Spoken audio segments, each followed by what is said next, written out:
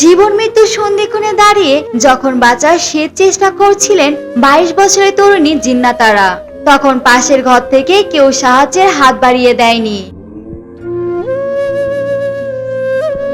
উল্টো মানবিকতার সব সীমা ছাড়িয়ে স্ত্রীর সেই ছটপটানি আর করুণ মৃত্যুর দৃশ্য মোবাইল ফোনের ক্যামেরায় বন্দী করছিলেন নিজের স্বামী। শিউরে ওঠার মতো এই ঘটনাটি ঘটেছে চট্টগ্রামের আনোয়ারা উপজেলার তৈলাদ্বীপ গ্রামে।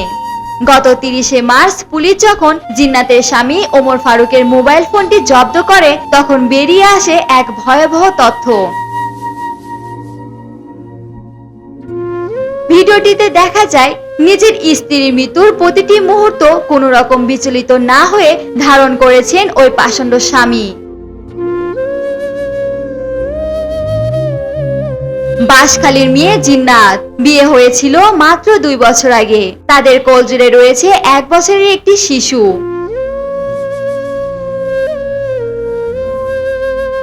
জানা গেছে স্বর্ণলঙ্কার বন্ধক রাখা নিয়ে স্বামী স্ত্রীর মধ্যে বিবাদ শুরু হয়। গত রোববার সকালে সেই ঝগড়া চরমে পৌঁছালে ক্ষোভে আর অভিমানে নিজের ঘরের দরজা বন্ধ করে দেয় জিন্নাত।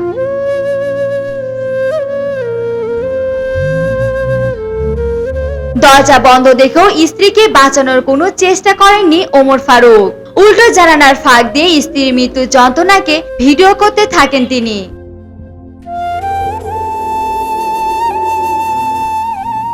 একজন জীবনসঙ্গী কিভাবে এমন নিষ্ঠুর হতে পারেন? এই প্রশ্ন আজ পুরো সমাজকে থমকে দিয়েছে।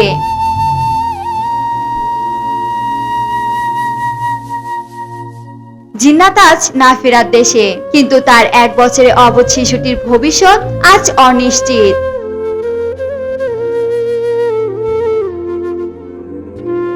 পুলিশ অভিযুক্ত স্বামী ওমর ফারুককে গ্রেপ্তার করেছে এবং ভিডিওটি সহ মোবাইল ফোনটি জব্দ করেছে।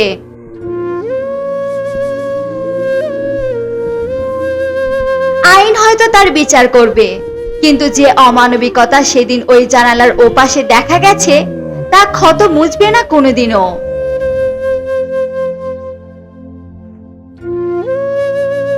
তৈলাদ্বীপের এই ঘটনা আমাদের খুনে ধরা মানসিকতার এক কলঙ্কিত দলিল হয়ে রইল। রুমানা আমিন, চ্যানেল 10।